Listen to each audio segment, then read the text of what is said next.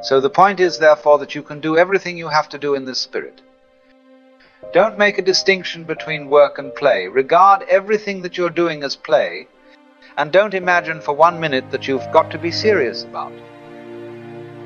We live in a world where almost everyone believes quite sincerely that something is wrong with them, that they ought to be more this or less that, smarter, kinder, more disciplined, more enlightened, less anxious, less angry, less human. And so they go chasing endlessly after some future version of themselves, always just around the bend, where they finally get it all right. But I'd like to suggest something a little scandalous, that there is absolutely nothing wrong with you, at all. Your very being, this moment, this breath, this strange and sacred sense of I am, is already perfect. Not perfect in the moral sense. Not tidy, polished, or well-behaved, but perfect the way a flame dances, or a tree bends in the wind, or a galaxy spins. You see, you're not something apart from nature, observing it from a distance. You are nature, just as much as the stars, the ocean, and the clouds. The patterns of your thoughts, your laughter, your sorrow. They are every bit as natural as the ripples in water, or the sound of thunder. And you don't need to do a thing to earn your place here, because the truth is, you are all already an extraordinary phenomenon of the universe. You're just like that, and that is enough.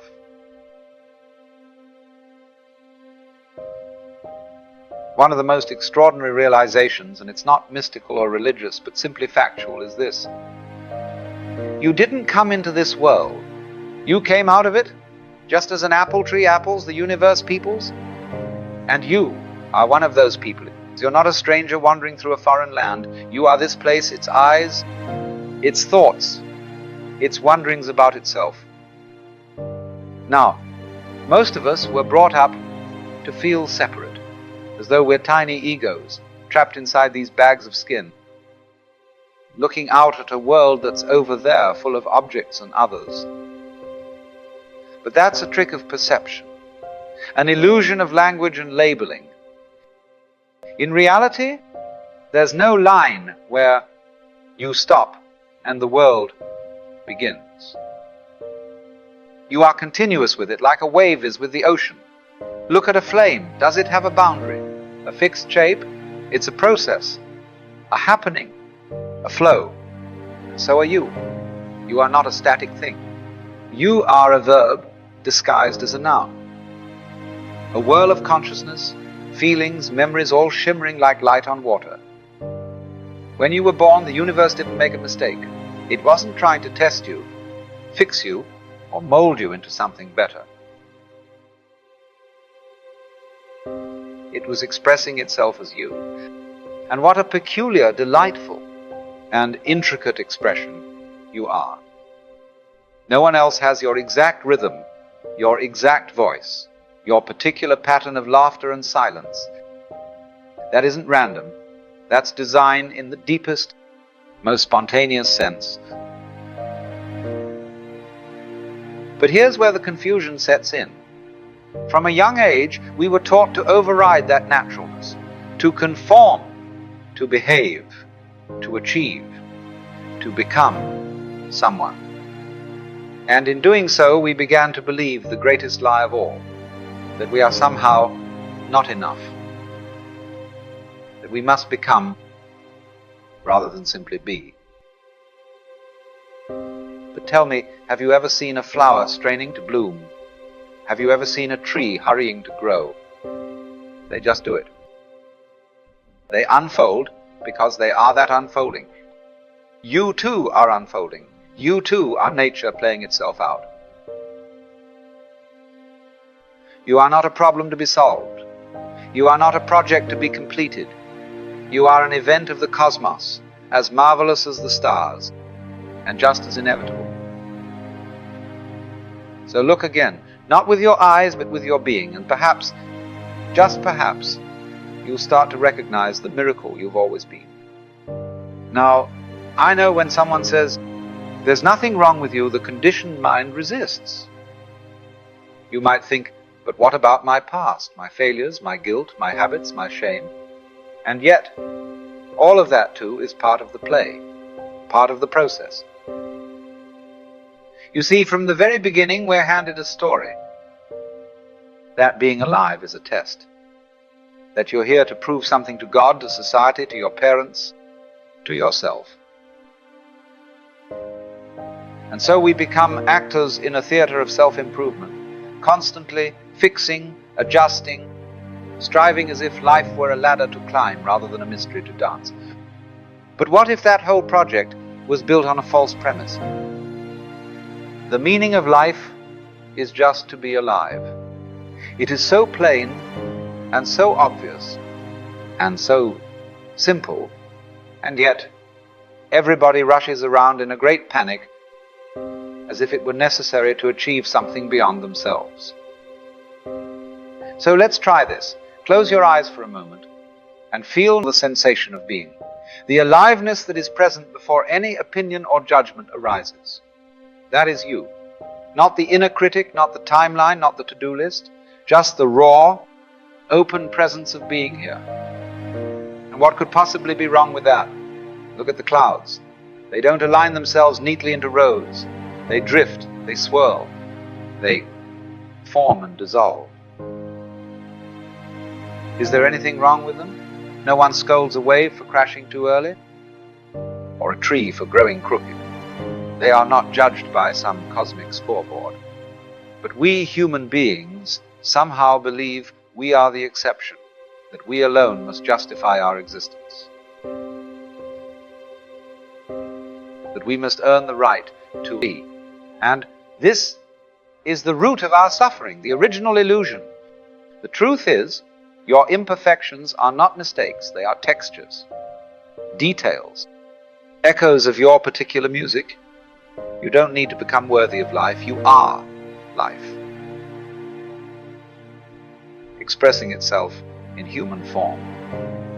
Just like fire flickers, just like water flows, even your attempt to become spiritual, even your desire to improve yourself, is already part of the perfection. It's like the ocean trying to become wet, or a sunbeam trying to shine. It's unnecessary, and yet even that is allowed. So instead of chasing some polished idea of who you ought to be, what if you simply noticed who you already are? Right now, without changing anything, without editing, without effort. There's nothing wrong with you.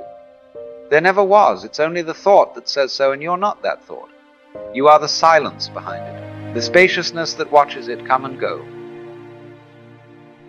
And once you see this, not as a belief, but as a direct experience, something inside relaxes. And in that space, in that letting go, you begin to remember something ancient and true. You are nature wild, vast, unfinished, and beautiful. And you are just like that. You see, when I say you don't need to do anything, I don't mean you should sit still like a lump of stone. No. No. I mean something far subtler. I mean you don't need to strain to be what you already are. You don't push the river, you float with it. Because the river is doing the flowing, not you. And in the same way, life is living itself through you. Birds don't sing to impress. They sing because it is their nature. You don't have to force meaning or chase purpose. It emerges like a breeze, like a laugh, like a melody, when you stop trying to manufacture it. Effortless action, as the Taoists say. Wu Wei, not laziness, not apathy, but the art of moving with the current rather than against it. And when you discover that rhythm, the one where you are no longer doing life, but being it, then the dance begins. Now here's a peculiar little paradox. Most of us spend our lives trying to be ourselves. But the moment you try, the moment you reach for authenticity, like a product on a shelf you've already lost it. Because the self is not something you can grasp, it's something you relax into. Trying to be spontaneous is like trying to fall asleep on purpose. The very effort prevents the happening. We're so busy asking, am I doing it right? Am I healed yet? Am I authentic now? That we miss the very thing we're looking for. It's like chasing your own shadow around the room. Now, of course, there's nothing wrong with the chase. It's adorable, in a way. The ego, trying to polish itself like a stone, endlessly sanding, refining, spiritualizing. But eventually, you begin to laugh, because you realize the one doing all the fixing is the very thing that doesn't need to exist. It's all a bit of cosmic theater. You don't need to become yourself. You already are, right here, in your quirks, your flaws, your silence, your breath. Authenticity isn't something you try to achieve, it's what's left when you stop pretending. And that is freedom. Now, if we really want to go a little deeper, we have to look at something very peculiar. You didn't invent the image you have of yourself. It was handed to you, constructed, layer by layer, built out of glances, comments, expectations, like a mirror made of other people's thoughts. From the moment you were old enough to speak, you were told who you are. What's acceptable, what's not, what earns love, and what doesn't. And so, without even realizing it, you began to shape yourself according to the reflections around you. You became a collection of borrowed ideas, a patchwork personality stitched together from parents, teachers, religions, and then one day, maybe in your 20s, maybe much later, you start to feel tired, not physically, but existentially. As though you've been wearing someone else's clothes for so long, you forgot how your own skin feels. That's the moment, that little flicker of rebellion, that sense that the person you've been performing as isn't the one who's actually alive in there. The most dangerous thing you can do is believe your own role. Because the role is fine, it's useful, even. But it's not you. You are what's playing the role. You are the actor, not the mask. But society teaches you to mistake the costume for the being. You become the good girl, the strong man, the productive adult, and forget that you're also a storm, a poem, a mystery. And so, when people say, be yourself, what they often mean is, be the version of yourself we like the most. But that's not freedom, that's still a performance. The real task is to see through the performance. Not to destroy it, you don't need to rebel with clenched fists, but to recognize that it's just a costume. And when you see it as such, you can finally take it off, or wear it playfully, like a child in a mask. Because the one underneath, that's the real you. The one who doesn't need to be impressive, who isn't worried about being liked, who doesn't have to be good, or enlightened, or enough. That one, the silent, observing, breathing aliveness behind all the stories, was never broken, and never needed fixing. It only needed remembering. So then, what's left? If you are not the voice in your head, not the roles you've been assigned, not the identity you've spent years defending, what remains? Silence. The space in which all thoughts arise and fade. The stillness behind the movement. You see, awakening is not a matter of adding anything. It's not about gathering spiritual merit badges or perfecting your personality. It's a matter of subtraction, of unlearning, like a muddy pond clearing when the stirring stops. You don't need to do anything for clarity, you simply allow the mud to settle. But most people are afraid of that silence, because in silence the ego cannot speak, and without noise it begins to disappear. Yet that's where your real nature is hiding, not in the struggle but in the surrender. The self, the true self, isn't discovered by thinking more, but by thinking less, by looking inward, not with judgment, but with wonder. And in that gentle noticing, you begin to feel it, a quiet hum behind your chest, a spaciousness where the need to become finally dissolves. And what's left is being pure, present, unconditional, just like that. So then, how does one live like this, without all the grasping, the fixing, the polishing? Well, like the sky. The sky doesn't hold on to the clouds, doesn't chase the sun or argue with the storm, it just lets things pass through. And you, if you stop clinging so tightly to your story, can live like that too. No need to constantly edit yourself, no need to be better all the time. Because once you realize you are the sky and not the passing weather, everything becomes a little... You begin to trust life more. Not because you figured it all out, but because you no longer believe you need to. There's a rhythm to things, a timing that doesn't belong to the clock, but to the heart. And when you stop pushing so hard, you can actually hear it. And that's the irony, isn't it? When you stop trying so hard to live the right way, you begin living the real way. More wonder, less control, more play, less proving. Because trees don't strive to be trees, and waves don't try to crash correctly. They just are. And so are you. So let yourself be lived. Let life happen through you without interference. Because you are just like that, and that is more than enough. And so we return to the beginning, to that strange and wonderful statement, there is nothing wrong with you at all. Not as a comforting sentiment, but as a radical, liberating truth. You are not something broken that needs to be repaired.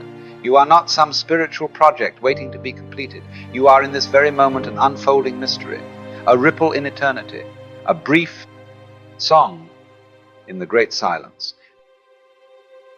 And if you can see yourself in the right way, not through the eyes of judgment or self-doubt, but as a phenomenon of nature like fire, or clouds, or galaxies, then you will see you were never separate. You were never too much. You were never not enough. You were just like that. Not perfect but whole. Not flawless but complete. And all that's left is to remember, to drop the pretense, to breathe in and simply be. Because once you stop chasing after some future version of yourself, you'll realize you've been home all along. Not in the world's idea of success, not in someone else's approval, but in your own quiet presence, in the simple sacred fact that you exist, and that is quite enough. But when the noise subsides, when thought loses its grip, this doesn't mean thought is your enemy. It has its place. You use it to navigate, to communicate, to create. But it was never meant to dominate. The problem is not thinking itself, but identifying with it, believing every thought as if it were truth, letting thought define who you are, what you should do, how you should feel. But a thought is just a thought. It's a passing cloud, not the sky. It is something that happens in consciousness. It is not consciousness itself. When you begin to see that thoughts are not you, something profound shifts. You no longer feel compelled to follow every narrative, to fix every problem that the mind invents. You can observe thought without getting entangled. You can let it rise and fall without chasing it or resisting it. This witnessing is the beginning of freedom. It's the space where peace begins to emerge, not because everything is perfect, but because you are no longer enslaved by the mind's stories. So many of those stories are rooted in the past or projected into the future. Regret, guilt, shame, they all come from looking backward. Fear, anxiety, anticipation, these arise from looking forward. But neither the past nor the future actually exists right now. They are mental constructions. Memory and imagination, useful at times, yes, but not real in the same way this moment is real. And yet most people live in those imagined timelines, rarely touching the present, rarely resting in what is. When you stop identifying with thought, time itself begins to loosen its grip. You start to notice that the present moment is not a fleeting sliver between past and future, but a spacious, eternal now. It's not bound by the ticking of a clock. It's not something you fall into briefly and then lose. It's always available. It's where life is actually happening. All thought about life is just commentary. The experience itself, the felt sense of being, is always here. It doesn't require thinking to exist. In fact, it thrives in the absence of thought. You don't need to believe this. You can test it. Sit quietly. A sense of being that is not made of words. That stillness is your true nature. That being is who you are, beneath the noise.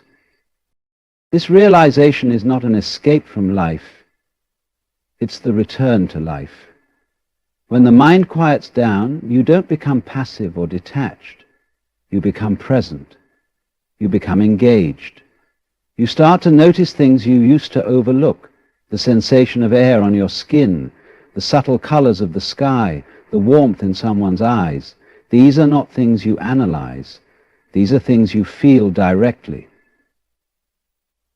When thought steps aside, the richness of life steps forward. There's a kind of intelligence that arises in this silence. But it's not the intelligence of calculation or reasoning, it's the intelligence of awareness itself. A knowing that doesn't come from the mind, but through the body, through the heart, through the presence that underlies all of it. This intelligence doesn't argue or compare, it simply sees. The mind, for all its brilliance, cannot grasp this. It can talk about it, theorize about it, even write books about it, but it cannot embody it. Only you, free of thought, open and aware, can be it. And in being it, all confusion falls away, not because you've figured everything out, but because you've stopped needing to. You've stopped seeking answers where none are needed. You've allowed yourself to rest in the mystery, and in doing so you've discovered peace. There is nothing to fix, there is nothing to chase. When the mind grows still, what's left is enough. In fact, what's left is everything. There is only this breath, this moment, this life. When you stop thinking, even for a brief moment, something incredible happens. You begin to feel again. You return to your senses, to the raw, unfiltered texture of life. Thinking acts like a veil, a layer of interpretation laid over direct experience. It breaks everything into categories, ideas, comparisons. It doesn't just see a tree, it sees a kind of tree. It evaluates its size, its symmetry, its relation to other trees. It labels and judges and defines. But in doing so, it separates you from the thing itself. You become a mind thinking about the tree rather than a being encountering the presence of a tree. But stop thinking, and suddenly the tree is no longer an object. It becomes a vivid, living presence. Its colors intensify, its shape becomes mysterious, its silence speaks. You feel the bark not just as roughness, but as texture pressing back into your hand. You see light dance in its leaves. You hear it breathing with the wind. In the absence of thought, experience becomes richer, deeper, more sacred. This is not because anything external has changed, but because you are no longer filtering reality through a conceptual lens. This is why animals seem so alive. They don't live in abstraction. They respond directly to life as it arises. A cat doesn't contemplate the meaning of its existence. It moves, it listens, it rests, it reacts. Its presence is total. It doesn't live in tomorrow. It doesn't replay yesterday. It is the moment. Humans, though, are often lost in commentary. Even in the midst of beauty, we are thinking about beauty rather than feeling it. Even in moments of love, we are analyzing love instead of surrendering to it. We try to define happiness instead of allowing ourselves to be happy. But when thinking falls away, you begin to notice how miraculous everything really is. How strange and wonderful it is to be conscious. To feel the warmth of the sun on your face. To hear the distant sound of birdsong. To taste food not just with your mouth, but your whole being. Sensory experience is not a distraction from life. It is life. But thought tries to reduce everything into explanation and expectation. It wants to know what comes next. It wants to predict and control. Try this. Go for a walk without a destination. Don't think about how far you'll go or what you'll get done. Just walk. Feel the contact of your feet with the ground. Hear the rhythm of your breath. Let your eyes wander without focusing. Let the world come to you. In those moments when you stop trying to grasp life, you begin to receive it. You become porous. The wind moves through you. The sounds of the street become music. You're not outside the world anymore, observing it through thought. You're inside it, part of it, flowing with it. The more you come out of your head, the more you realize how much life you've been missing. Not because it wasn't there, but because your attention was elsewhere. Thinking pulls you into mental time travel, into scenarios, memories, hypotheticals. But your body never leaves the now. It's always here, breathing, sensing, living.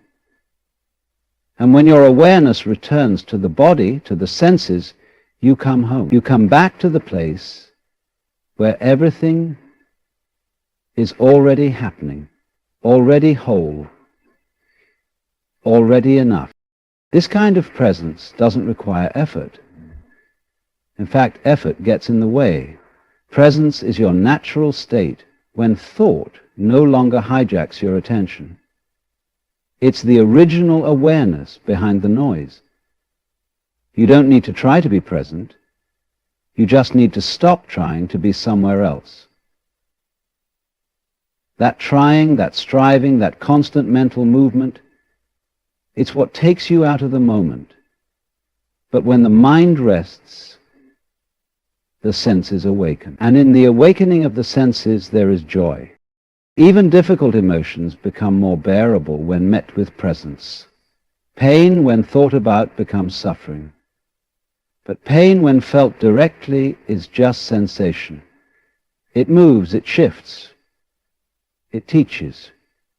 When you don't overlay it with stories, why it's happening, how long it will last, what it means, you discover that even pain has intelligence.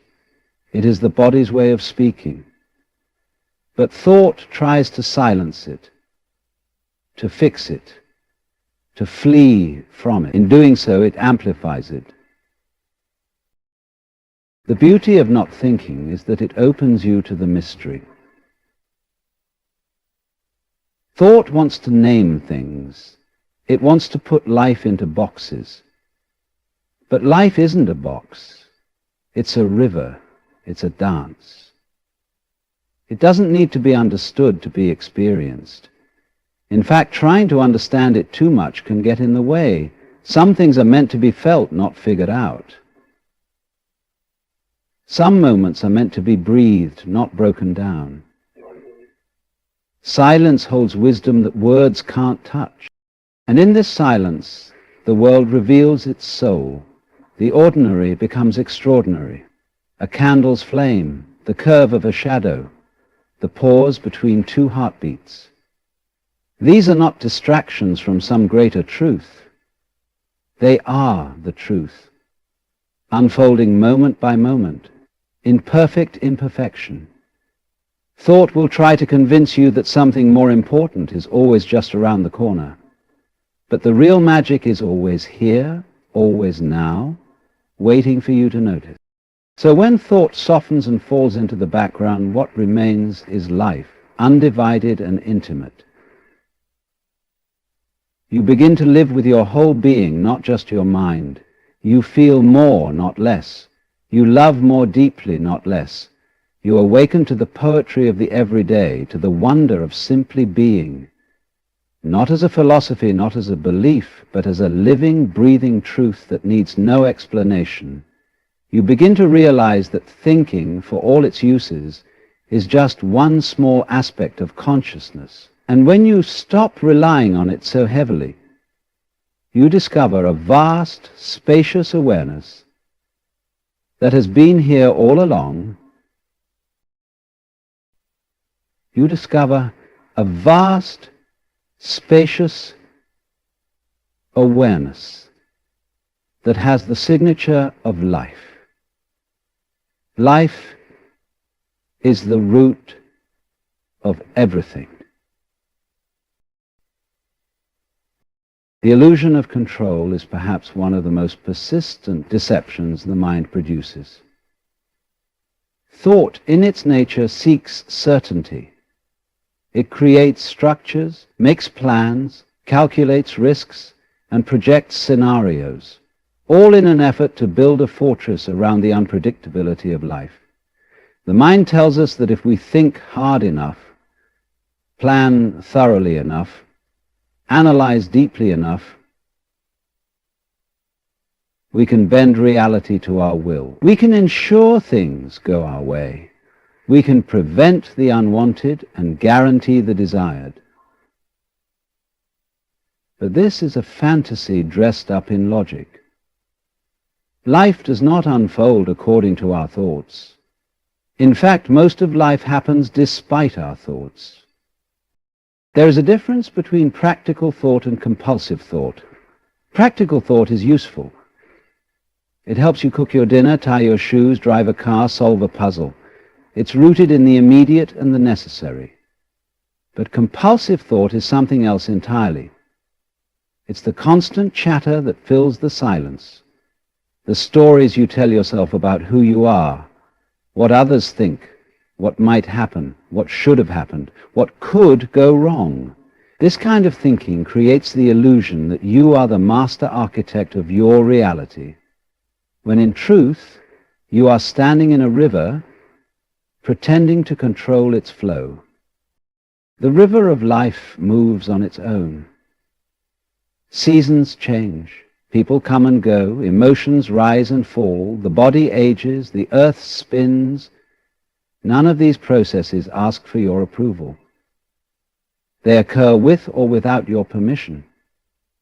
You do not choose your heartbeat. You do not micromanage your digestion. You do not think yourselves into division, and yet here you are, alive and functioning, even when you are asleep. What greater evidence do you need that life is not under your command, and yet it takes perfect care of you? When you stop thinking, you begin to notice how much control you never really had. And strangely, this is not frightening. It is liberating. You realize that you do not need to hold the reins so tightly. You do not need to orchestrate every detail.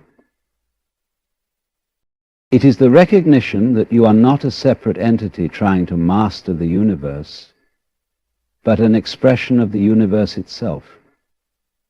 A wave doesn't control the ocean, yet it moves with it.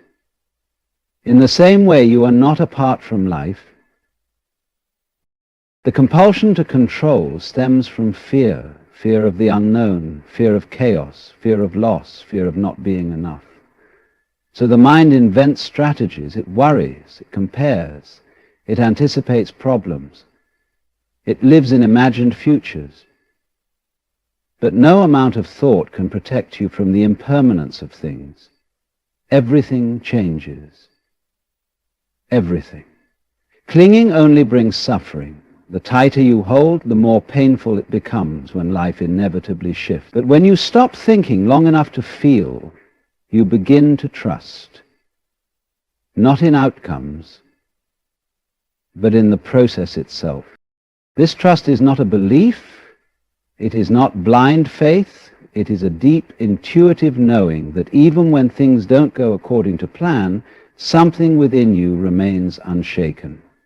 It is the realization that you are not just the thoughts about your life, you are the awareness in which life happens.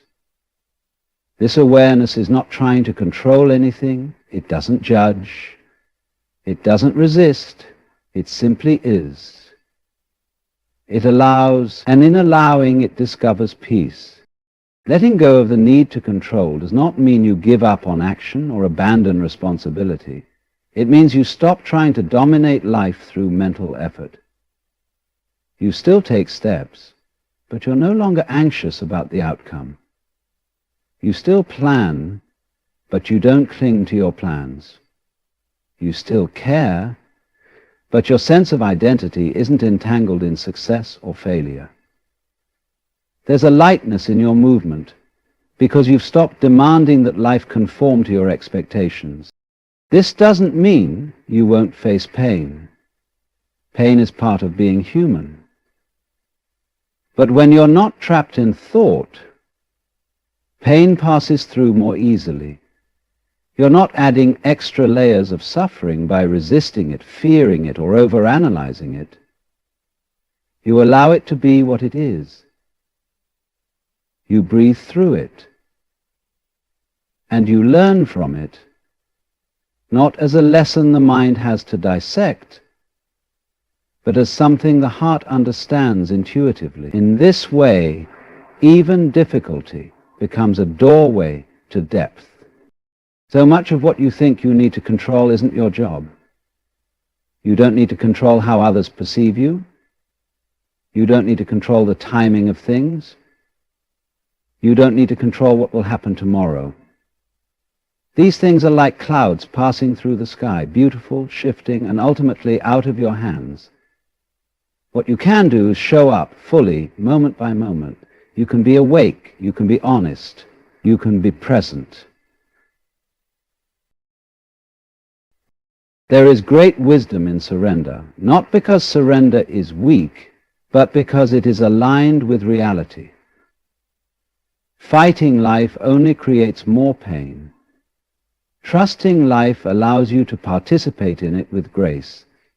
You dance rather than struggle. You flow rather than force.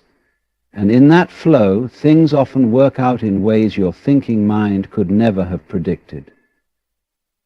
Serendipity appears, clarity emerges, love expands. Not because you made it happen, but because you got out of the way. The paradox is that when you stop trying to control everything, you become more capable. Your actions arise from stillness, not from panic. Your words come from silence, not from noise. Your choices reflect presence, not projection. And so they carry a different kind of power, a power rooted in authenticity rather than effort. This kind of power doesn't dominate, it resonates. It doesn't conquer, it harmonizes. So allow yourself to stop thinking, if only for a moment. Notice the breath, notice the space around you. Let the mind fall quiet. Not forever, just long enough to taste the peace that doesn't come from solving problems or predicting outcomes, but from letting go. That peace is not something you can manufacture with thought. It is already here, beneath the surface noise, waiting to be remembered. And once you remember, you never forget. Not truly, because the taste of truth lingers. The scent of freedom remains. And slowly, gently, the illusion of control begins to dissolve into the simple beauty of being alive.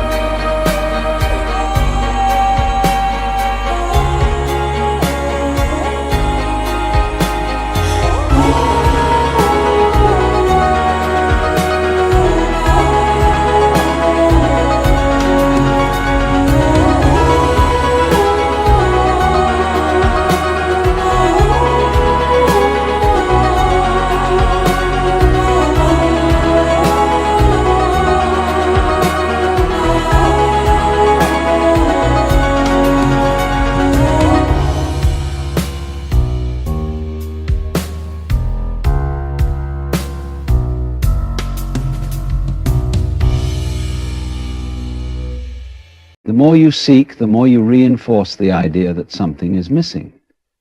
This is the paradox of desire. By chasing after something, you confirm its absence. The very act of seeking keeps you bound to the illusion that you lack what you are looking for.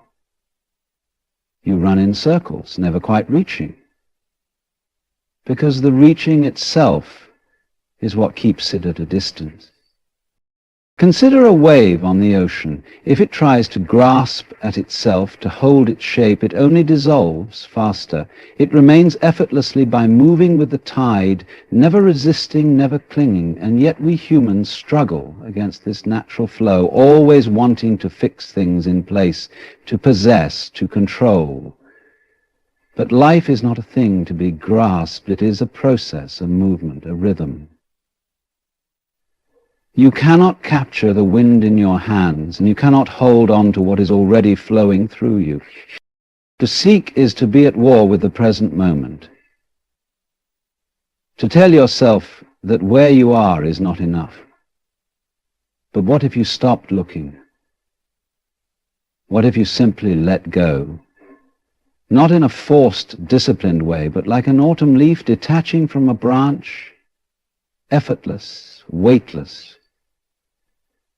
The more you let go, the more life comes to you.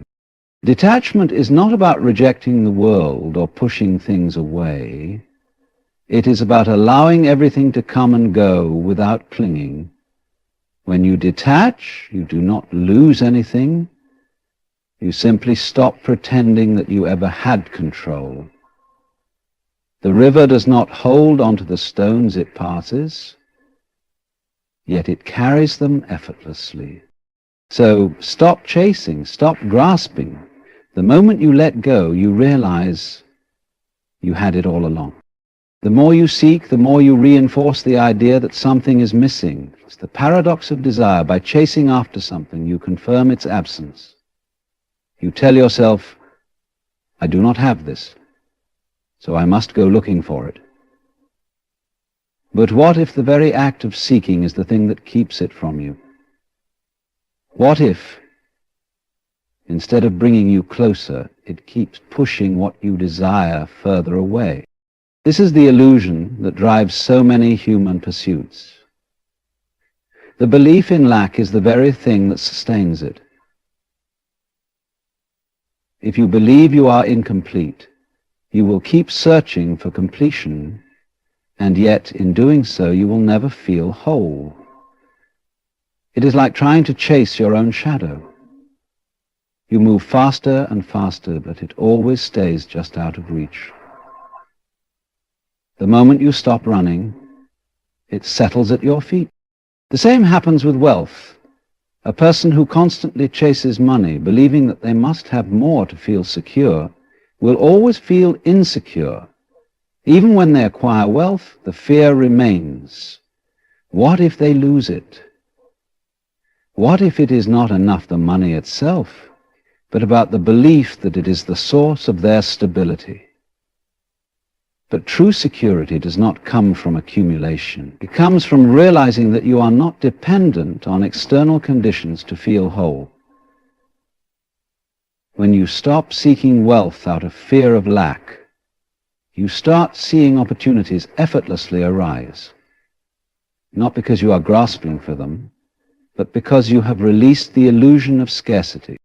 This does not mean that one should never desire anything. It is natural to want things, to move toward new experiences, to grow and expand. But there is a difference between moving toward something with a sense of wholeness and seeking something from a sense of emptiness. The first is effortless, the second is exhausting. The first allows you to enjoy the process, while the second keeps you trapped in a cycle of never enough. Think of a musician playing a song. If he plays simply for the joy of making music, he is immersed in the moment. But if he plays because he desperately wants recognition, because he feels he needs validation, then his mind is divided. He is not fully present in the music because he is too busy seeking something else. The same action, but a completely different experience. One flows naturally, the other is strained. It is the same with spirituality. Many people seek enlightenment as if it is some distant goal, something to be earned through years of practice and effort. But the more they strive for it, the more it remains elusive. Why? Because enlightenment is not something you attain. It is a shift in perception. The moment you stop chasing it as if it is something outside of you, you begin to realize that it has always been there. The mind that constantly seeks is the same mind that creates the illusion of separation. When the seeking mind quiets, what was always present is revealed. This is why detachment is so powerful. It does not mean you stop desiring or enjoying life. It means you stop seeking from a place of lack. You stop telling yourself that you must chase something in order to be complete. You stop reinforcing the illusion that something is missing. And when you do that, the things you once struggled for often begin to flow effortlessly toward you. Not because you fought for them, but because you no longer held on to the belief that you needed. It is a paradox, but one that can be seen everywhere in life. The more you grasp, the more things slip away. The more you let go, the more things come naturally.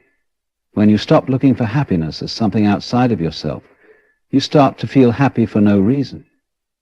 When you stop chasing love, you become so at peace with yourself that love naturally gravitates toward you. When you stop obsessing over money, you start seeing opportunities you were too anxious to notice before. The seeking creates resistance. The letting go allows flow. Everything you are looking for already exists within you. The only thing that keeps you from seeing it is the belief that it must be sought. The moment you stop reinforcing this belief, you begin to realize that you were never lacking in the first place. Life flows effortlessly when you stop grasping. This is the simple truth hidden beneath all the struggles and anxieties of human existence. The harder you try to control life, the more resistance you create. It is not because life is working against you, but because your grasping disrupts its natural movement. Like trying to hold water in your fist, the tighter you squeeze, the more it slips away. But when you open your hand, it simply rests there. Consider how a river moves.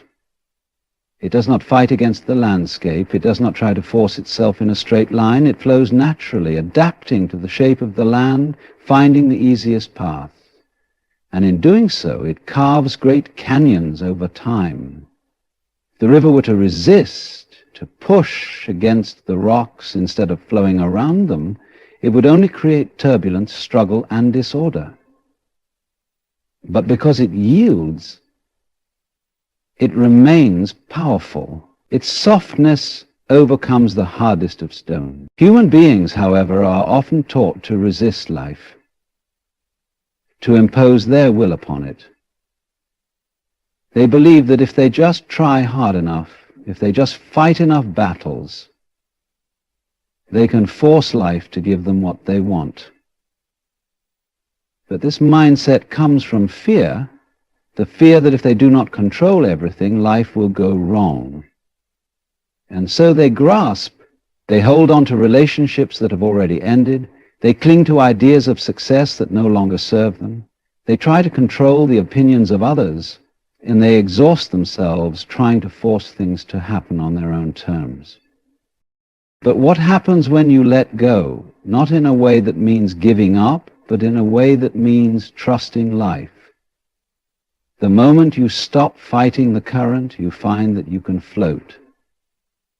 The moment you stop trying to manipulate every outcome, life begins to arrange itself in ways you could not have imagined. It is not that effort is bad, but there is a difference between effort that flows naturally and effort that is rooted in fear. Imagine an artist painting. If he is relaxed, if he allows inspiration to come and simply moves with it, the painting flows through him effortlessly.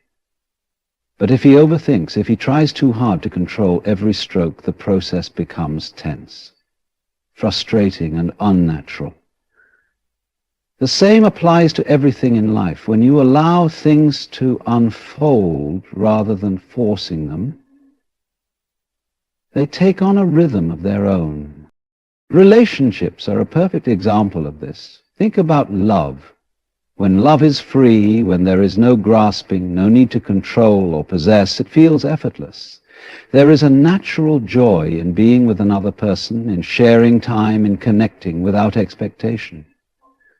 But the moment one person starts grasping, demanding certainty, clinging, trying to shape the other into an ideal, the relationship becomes strained. Love turns into fear, and fear creates distance. The more you try to hold on to someone out of insecurity, the more they feel the need to pull away.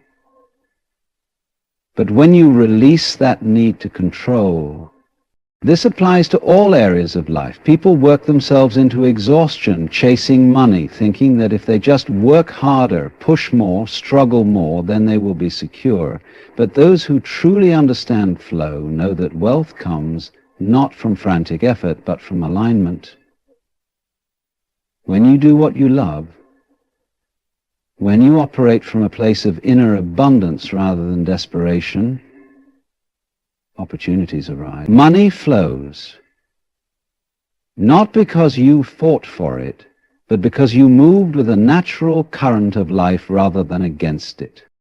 Even the body reflects this truth. When you are tense, when you hold on to stress, your body stiffens. Your breath becomes shallow, your movements become rigid, and over time illness arises. But when you relax, when you breathe deeply, when you stop resisting, Your body moves with ease. Healing happens naturally. Just as a wound heals faster when you stop picking at it, life moves more smoothly when you stop interfering with it. Look at nature. Nothing is forcing itself to grow. The tree does not struggle to reach the sky, it simply grows in its own time. The seasons change without effort. The tides rise and fall without struggle, and yet everything happens perfectly. The same intelligence that moves the stars and turns the seasons is the intelligence that moves through you. When you trust that. But people fear surrender because they believe it means losing control. They think that if they let go, everything will fall apart. But letting go does not mean giving up. It means recognizing that you were never in control to begin with. It means realizing that trying to grasp life only creates tension, while flowing with it allows you to experience it fully. Think of a surfer. If he fights the wave, if he panics and resists, he gets thrown off balance. But if he moves with it, if he trusts its power and finds his rhythm within it, he rides effortlessly. Life is the same. It is not something to conquer, it is something to ride. And the moment you realize this, everything changes. The effort remains, but they do not overwhelm you, because you are no longer fighting, you are flowing. When you chase something, you affirm its absence. The very act of seeking reinforces the idea that you do not already have what you are looking for. This is one of the fundamental paradoxes of life. What you chase often runs away from you, and what you let go of often finds its way to you effortlessly. This is not because life is cruel or unkind, but because reality reflects your state of being. Think about a person desperately searching for love. They move from one relationship to another, constantly seeking validation, constantly trying to prove their worth, but no matter how many people they meet, they never feel fulfilled. Their search continues, always with a sense of longing, always with a sense of lack. They may try harder, they may change their approach, they may read books on relationships, but the underlying energy remains the same. I do not have love. And so life mirrors this back to them. Their relationships are fleeting, unfulfilling, or filled with struggle. The more they seek love, the more elusive it becomes. But contrast this with someone who is at peace with themselves, who is not seeking love as a means to complete them. They move through life with ease, radiating a quiet confidence, and strangely enough, love finds them. Not because they tried to attract it, not because they followed a strategy, but because they were already whole. Love was not something they needed to chase. It was something that naturally entered their life as a reflection of their inner state. This applies to all aspects of life: success, happiness, even spiritual awakening. People spend years chasing happiness, reading books, attending seminars, following countless techniques, but all the while their very pursuit keeps happiness at a distance. They tell themselves, one day I will be happy when I get the job, when I find the right partner, when I have more money, when I achieve my goals. But that day never comes because happiness is not something to be found in the future. It is something that exists only in the present, something that arises when you stop seeking and simply allow yourself to be. The irony is that happiness is most easily accessed when you are not trying to be happy. The moment you stop demanding that life be a certain way, you begin to notice the beauty that is already here. The way the sunlight filters through the trees, the sound of laughter in the distance, the the feeling of a warm breeze against your skin. These are all invitations into joy, but they are missed when you are too busy searching for something bigger, something more. The same principle applies to success. Many believe that if they just work harder, if they just push themselves more, if they sacrifice enough, they will finally achieve what they desire. And yet, you often hear stories of people who have done exactly that, worked tirelessly, achieved great things, made enormous amounts of money, only to find themselves empty, unfulfilled, still searching for something more. Their seeking never ends because they have trained themselves to always look for the next thing. No matter how much they achieve, it is never enough. But then there are those who succeed seemingly effortlessly, not because they do not work hard, but because they are not grasping.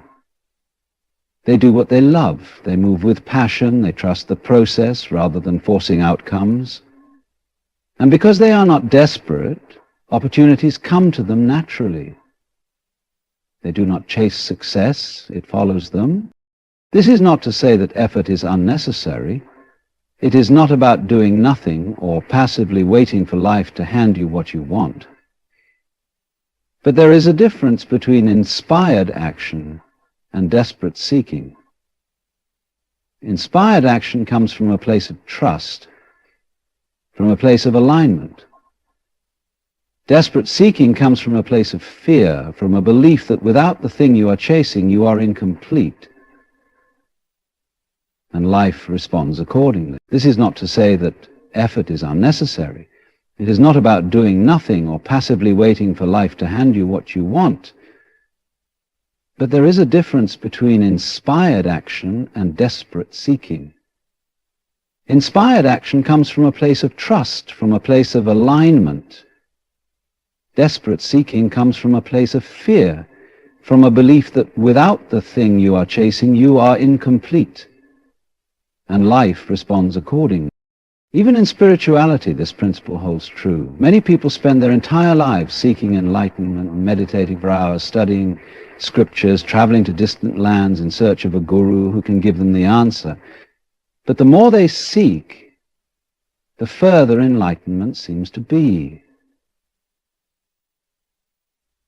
They convince themselves that they must reach a certain state, achieve a certain level of awareness. And yet all the great teachers have said the same thing.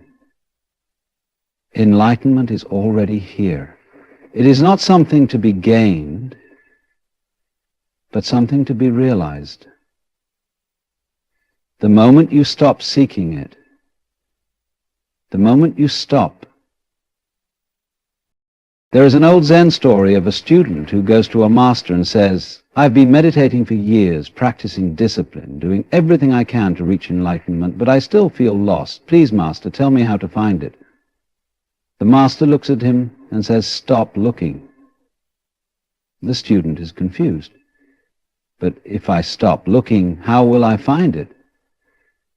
The master smiles and says, "Your very search is the barrier." This is the paradox. What you seek is already present, but your seeking keeps you from seeing it. It is like looking for your glasses when they are already on your face. The harder you search, the more frustrated you become, until someone points out, they are already there.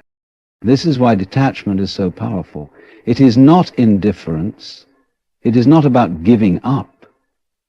It is about shifting your energy from seeking to allowing. When you detach, you create space for what you desire to naturally arise. Instead of chasing love, you become love. Instead of searching for happiness, you allow yourself to experience it now. Instead of grasping for success, you do what you love and let success follow as a byproduct. Nature operates in this way effortlessly. A flower does not chase the bee, it simply blooms and the bee comes. The sun does not seek to shine, it simply shines, and life flourishes around it. There is a natural ease in the way the universe functions, and when you align with that ease, life flows effortlessly. But when you resist this truth, when you insist on controlling, when you chase after things from a place of lack, you create struggle. You find yourself running in circles, always looking for the next thing, never satisfied, never truly at peace. So the question is not how to get what you want, but how to stop blocking what is already here. The moment you stop chasing, you begin to receive. The moment you stop seeking, you begin to find. Not because life suddenly changes, but because you have changed. You have shifted from lack to wholeness, from struggle to flow. And in that shift, everything transforms. When you look at life, you see a constant dance of opposites, light and dark, movement and stillness, sound and silence. Everything that exists does so because of contrast. A river flows because of the difference in elevation. Music exists because of the space between notes. Without one, the other has no meaning. This is the nature of existence. But we have been conditioned to believe that we must always hold on, that we must always try to control, that we must fight against uncertainty. People believe that if they let go, they will lose everything. If they stop worrying, something will go wrong. If they stop striving, they will fall behind. This is an illusion. In reality, the more you cling, the more life resists. Imagine holding onto a handful of sand. The tighter you squeeze, the more the grains slip through your fingers. But if you relax your hand, the sand remains. This is the way of life. The more you struggle to hold on, the more things slip away. But when you loosen your grip, life has a way of giving you exactly what you need. Look at water. It flows effortlessly, adapting to whatever it encounters. If it meets an obstacle, it does not resist. It moves around it, finding a new path, continuing forward without struggle. And yet, despite its softness, water shapes mountains, carving through rock over time. It does not fight. It simply flows. This is the nature of surrender. When you stop resisting, life moves through you with ease.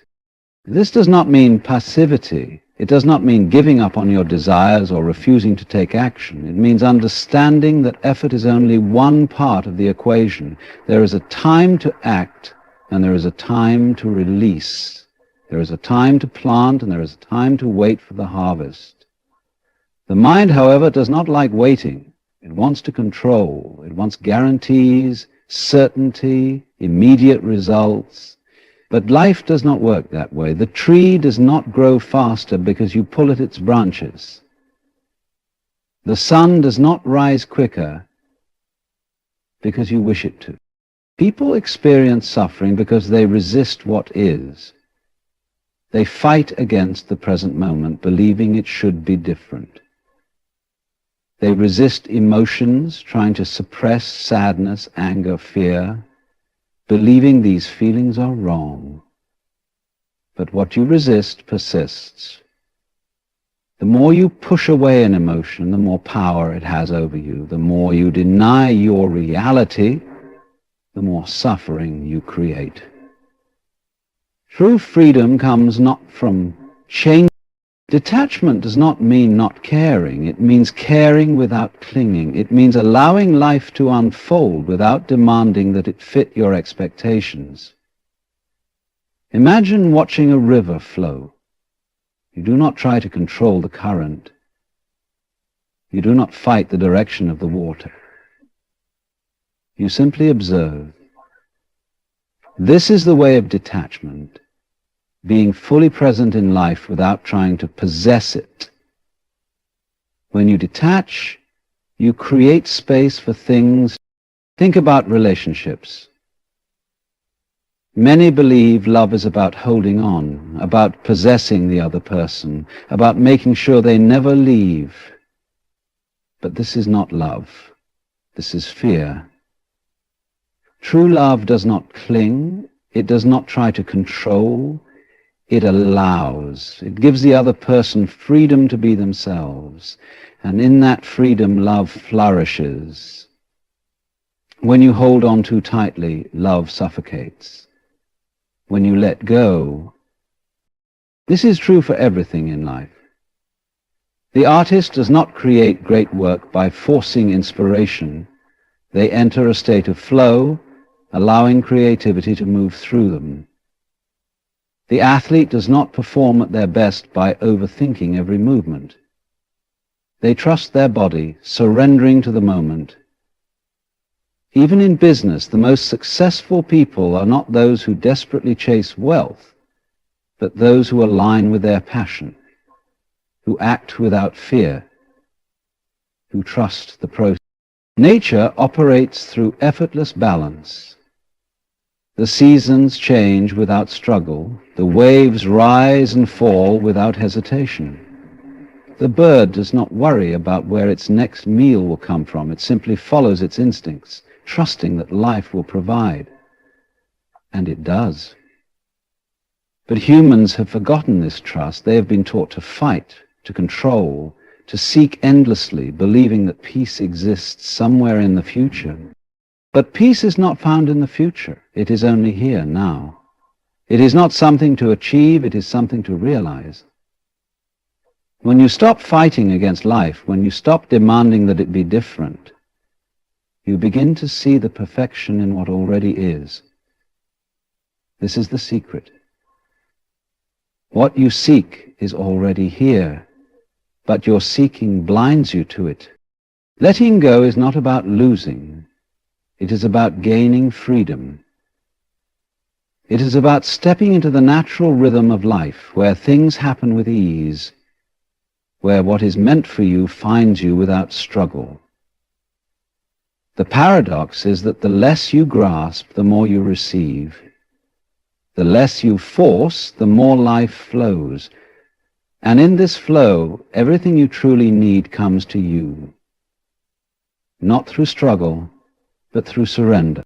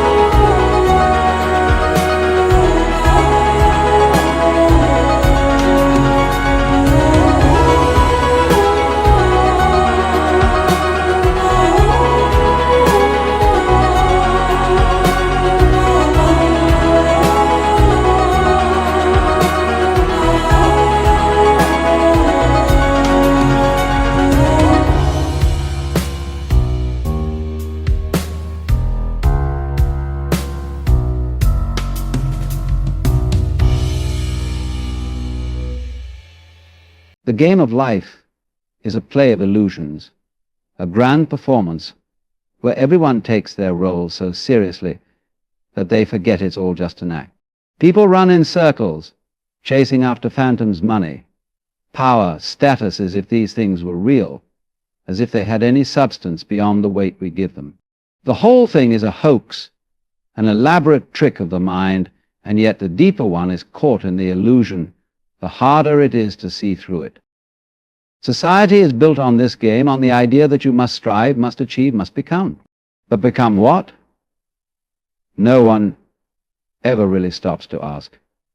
They simply play along believing that somewhere, just beyond the next goal, the next success, the next possession, they will find the happiness they have been promised. Yet the joke is that there is no destination, only the endless motion of desire feeding upon itself. The hoax is that you are ever separate from what you seek. The hoax is that there is something to attain at all. The mind, conditioned by years of schooling, culture, and belief, tells you that you are lacking, that you must improve, that you must earn your place in the universe. But you already are. The trees don't struggle to be trees, the waves don't try to be waves. They simply are, flowing effortlessly with what is. To see through the illusion is not to fight it, not to struggle against it, but to smile at it, to dance with it, knowing that none of it is as serious as it seems. There is nothing to fear, nothing to lose, nothing that needs to be fixed. Just trust this. The world presents itself as something solid, something real, something to be taken at face value.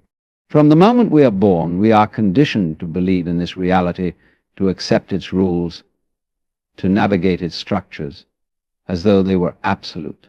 Society hands us a script and tells us to follow it, be a good child, get good grades, find a respectable job, accumulate wealth, build a reputation, and if you do all of this correctly, you will find happiness. But beneath this grand performance, beneath all the striving and achieving, there is a simple yet profound truth that remains hidden from most. The whole thing is an illusion. The great trick of existence is that it convinces you that you are separate from it, that there is a you and a world outside of you, two distinct entities engaged in an endless dance of struggle and control. This illusion of separateness is the root of all suffering. The moment a person believes they are an isolated being, a fragile thing that must protect itself against the forces of the universe, fear is born. Fear of failure, fear of loss, fear of death, these all arise from the mistaken belief that you are something apart from the totality of existence. But this separation is no more real than the characters in a dream believing they are independent of the dreamer. Everything you see, everything you touch, everything you think is part of the same fabric of being. There is no dividing line, no true distinction between you and the world around you. Just as a wave is not separate from the ocean, you are not separate from life itself. The boundaries you believe in, the borders of your identity, your name, your past, your ambitions, these are mere ideas, mental constructs that create the illusion of a fixed self navigating a fixed world. In reality, there is only the ever-changing flow, the great unfolding of life that includes everything you experience. Look closely at the things you take for granted as real. Money is only valuable because people hear it is. Time is only a concept created to measure change. Status is nothing more than a social agreement, an imaginary ranking system designed to keep the game going. Even the self, the thing you call I, is a collection of memories, thoughts, and conditioning that constantly shifts and evolves. Yet people attach themselves to these illusions as if they were unshakable truths, as if their entire existence depended on them. The problem is not that people play the game. The problem is that they forget it is a game. When a child plays pretend, they immerse themselves in the role, but somewhere in the back of their mind they know it's not real.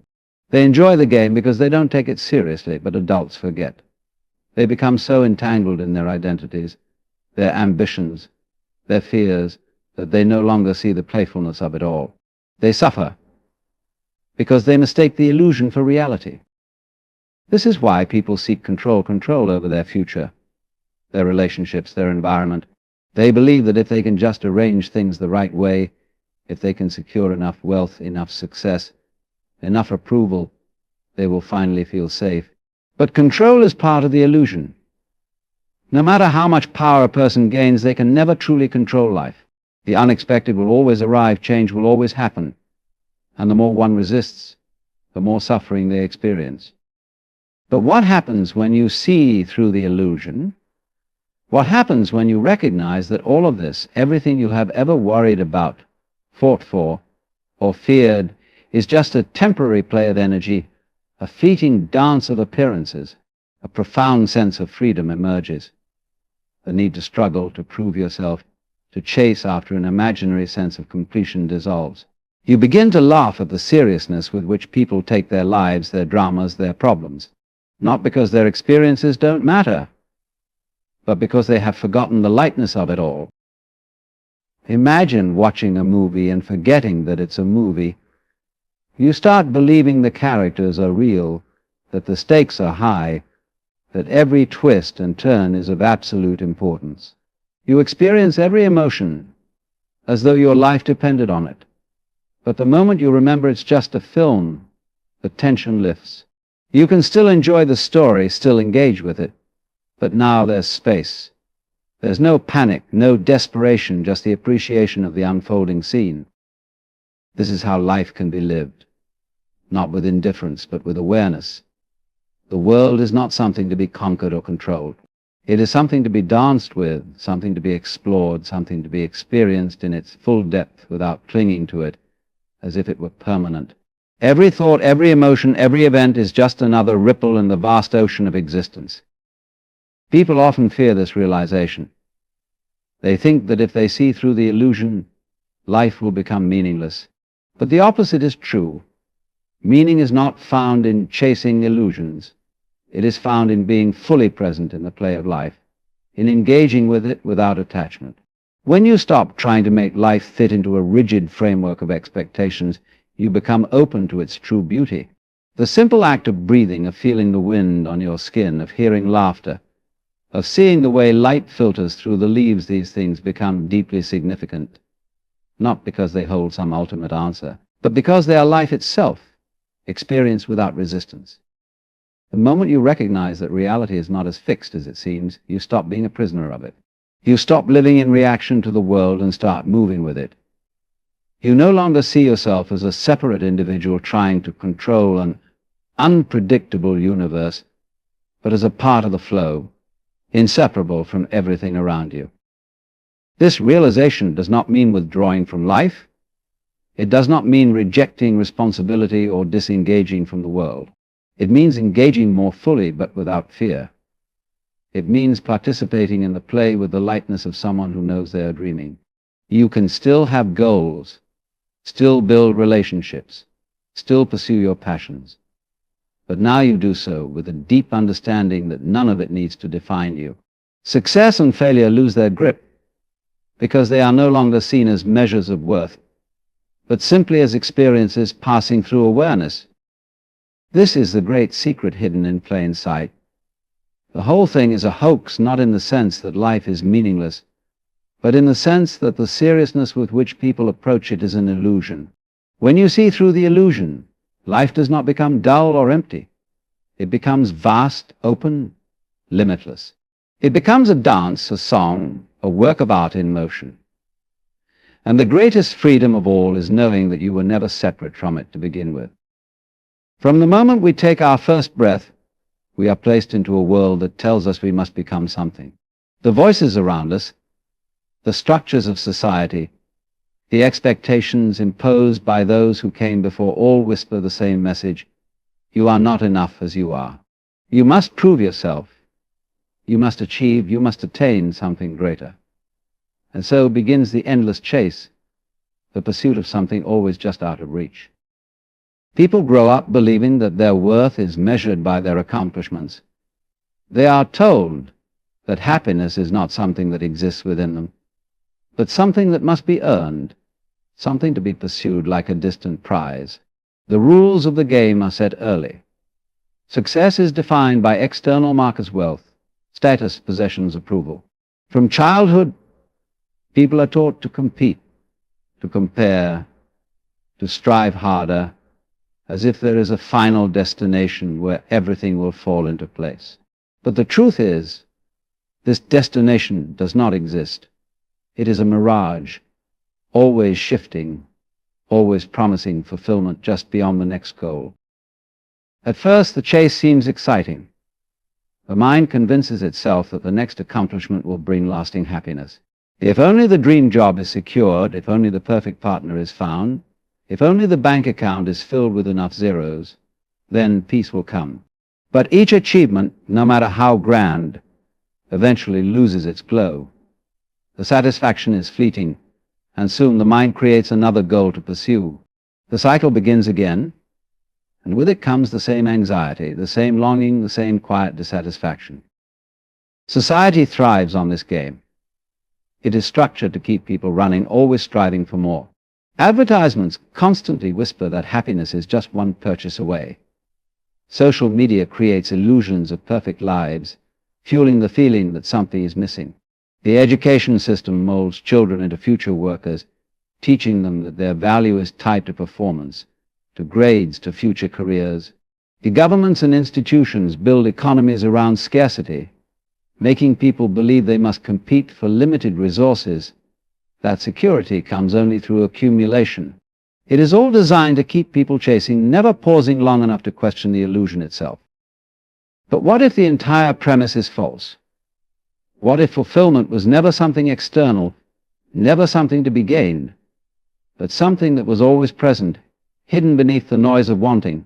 What if the endless pursuit is the very thing keeping people from seeing that they are already whole? The mind is conditioned to live in the future, always planning, always waiting for the next milestone. But in doing so, it misses the only thing that is real, the present moment.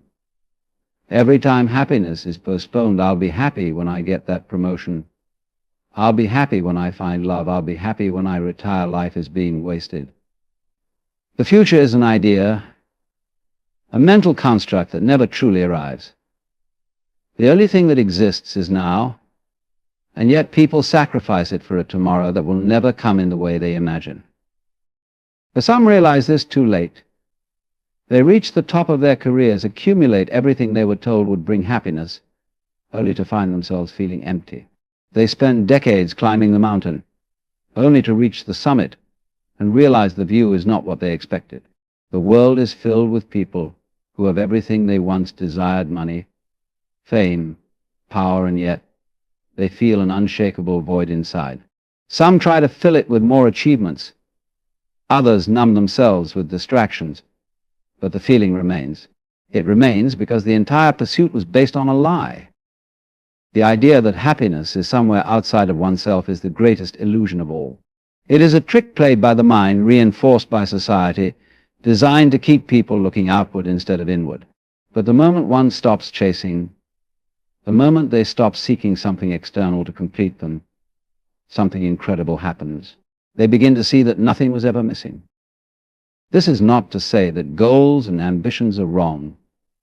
The problem is not in having desires, but in believing that fulfillment depends on their achievement. When one becomes attached to outcomes, they become prisoners of them. Every goal carries the weight of expectation, and with it comes fear, the fear of failure, the fear of not being enough. This fear keeps people trapped, always running toward an imaginary future where they believe they will finally be at peace. But peace does not come from reaching a goal. It comes from realizing that there is nothing to reach. True freedom arises when one plays the game without attachment, when they engage in life fully but without the desperate need for validation. A person who understands this moves through the world differently.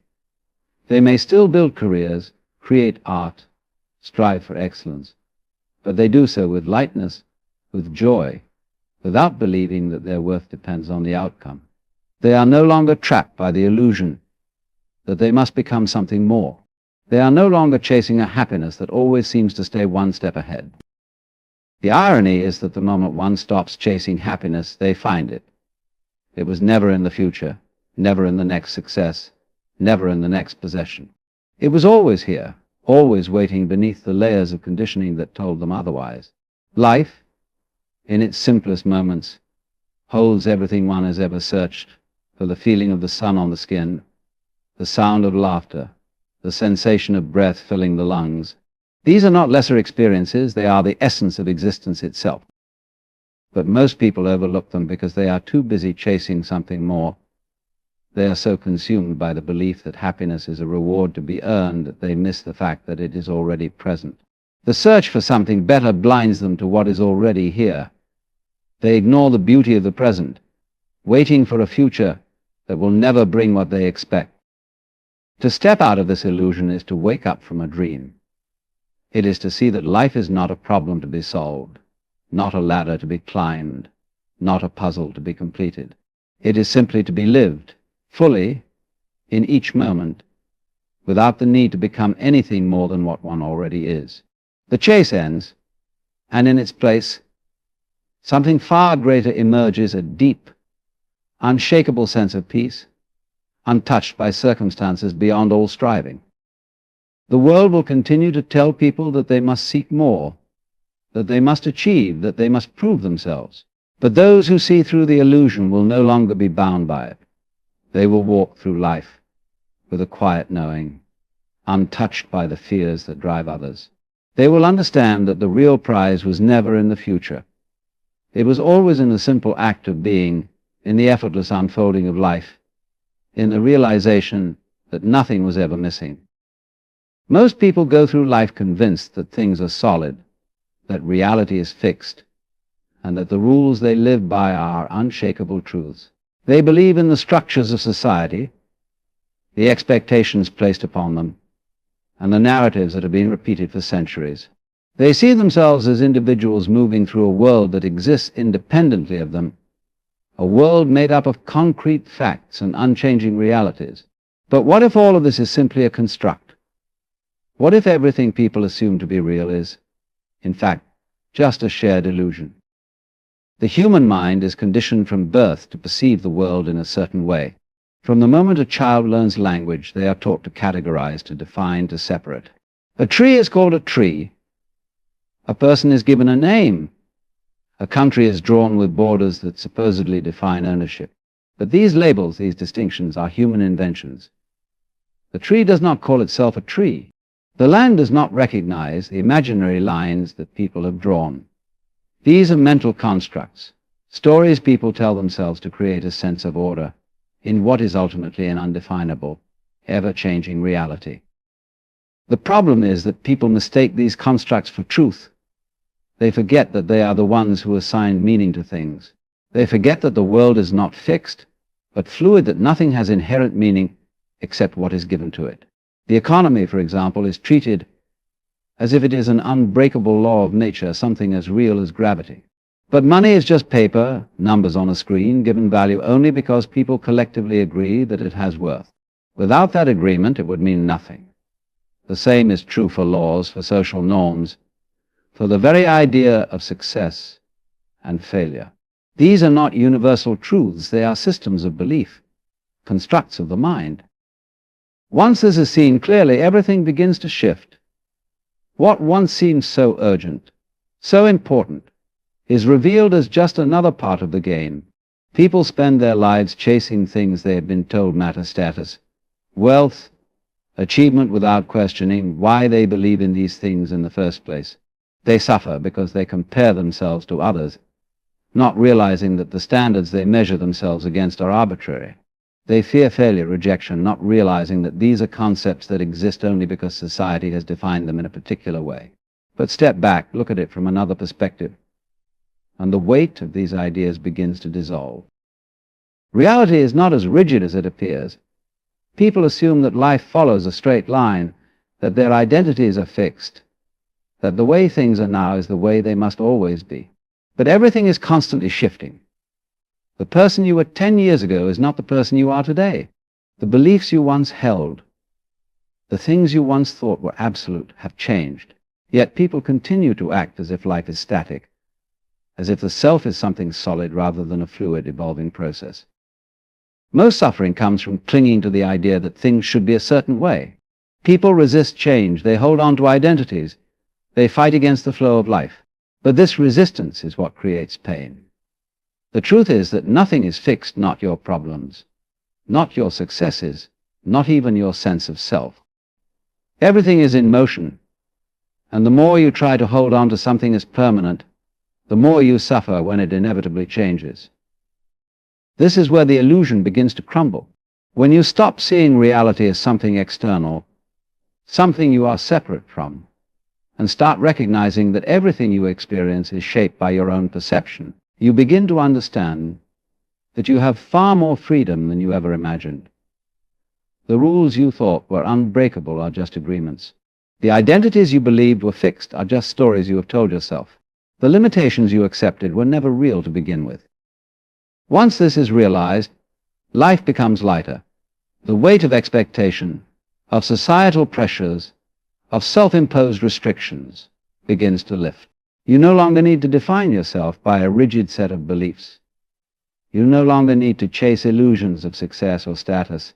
You can engage with the world, play the game, but without the anxiety of believing it is anything more than a game. People spend years trapped by ideas that are not their own. They inherit beliefs from parents, from schools, from culture, and they live by them without questioning whether they are true. They accept limitations, they conform to roles, they fear stepping outside the lines because they believe the lines are real, but they are not. The lines were drawn by people no different from yourself, people who also lived within their own conditioned realities, repeating the patterns they were taught. The moment you see through this, the moment you realize that none of these structures are absolute, you are free. You are free to reinvent yourself. You are free to stop taking the world so seriously. You are free to see that nothing is as rigid as you once believed. And in that freedom, life becomes something else entirely, not a struggle, not a desperate attempt to measure up, but a dance and exploration, a flowing movement through an ever-changing experience. People often believe that they are trapped by circumstances, by fate, by the limitations of the world. But what they are really trapped by is their own belief in those limitations. Once they question those beliefs, once they step back and look at reality without the filters imposed on them, they see that there was never anything holding them back except themselves. The walls of the prison were never real. The key was always in their hands. They just had to realize it. Trust is an interesting thing. People often believe that trust is something external, something that must be earned, something that is given only when all doubts have been erased. But this is yet another illusion, another trick of the mind. Trust is not something that comes from proof, from evidence, from certainty. Trust is a state of being, a willingness to let go of the need for control, to embrace the unknown without resistance. It is not about knowing how things will unfold, but about being at peace with not knowing. Most people are trapped in the need for certainty. They want guarantees. They want to know that if they follow a certain path, they will be safe, they will succeed, they will avoid pain. But life does not work that way. Life is fluid, unpredictable, ever-changing, and yet people resist this truth. They try to impose order on chaos, to structure the unstructured, to create rules that make them feel secure. But this attempt to control life only leads to anxiety. The more you try to make life fit into a neat, predictable framework, the more you suffer when life refuses to comply. This is where trust comes in. Trust is not about believing in a particular outcome. It is not about assuming that things will go your way. It is about surrendering to the flow of life itself, about recognizing that you do not need to control everything in order to be okay. It is about understanding that the very need for control is what creates suffering. The tighter you hold on, the more things slip through your fingers. The more you try to force reality into a rigid shape, the more you struggle when it inevitably shifts. To trust is to let go of the illusion that you need to know what comes next. It is to embrace the present moment without resistance, to stop fighting against the natural unfolding of life. It is to realize that you do not need to figure everything out. You do not need to plan every detail. You do not need to worry about what will happen tomorrow or next year or 10 years from now. Because the truth is, no matter how much you plan, life will always move in ways you cannot predict. Most of the fear that people experience is based on the idea that if they do not control everything, something terrible will happen. They fear uncertainty. They fear making the wrong choice. They fear losing what they have. But what if that fear is unnecessary? What if you could move through life without carrying the weight of constant worry? What if, instead of resisting change, you flowed with it? Look at nature. A river does not struggle to find its path. It does not resist the rocks in its way. It moves effortlessly, adapting, shifting, finding a way forward. Trees do not fight the wind. They bend, they sway, they trust the movement of life. Animals do not sit around worrying about the future. They exist fully in the now, responding to life as it unfolds. It is only humans who live in a constant state of tension, trying to control what cannot be controlled, trying to fight against the natural current of existence. Trust is not something that needs to be learned. It is something that needs to be remembered. As children, trust is natural. A child does not question whether they will be supported when they take their first steps. They do not worry about whether the sun will rise in the morning. They exist in a state of openness, of surrender. But as people grow older, they are taught to doubt, to fear, to believe that they must struggle in order to survive. They are conditioned to think that life is something to be managed, to be controlled, rather than something to be experienced. But this conditioning can be undone. It begins by recognizing that all the things you worry about are just thoughts, just mental projections. The future you fear does not exist anywhere but in your mind. The worst-case scenarios you imagine are simply ideas, not realities. And when you step back from these thoughts, when you stop giving them power, you begin to see that there was never anything to fear in the first place. Trust is the opposite of fear. Fear contracts, it resists, it tightens its grip. Trust expands, it opens, it allows. When you trust, you do not need to have all the answers. You do not need to control every detail. You simply move with life, responding to each moment as it comes. And when you do this, something amazing happens. Life begins to unfold in ways that you could never have planned. Opportunities arise, doors open, paths reveal themselves, not because you forced them to, but because you allowed them to. The greatest irony is that the more you try to control life, the less control you actually have. The more you resist uncertainty, the more uncertain you feel. But the moment you let go, the moment you surrender to the flow of life, everything becomes easier. You stop struggling. You stop overthinking. You stop trying to force things to happen in a particular way.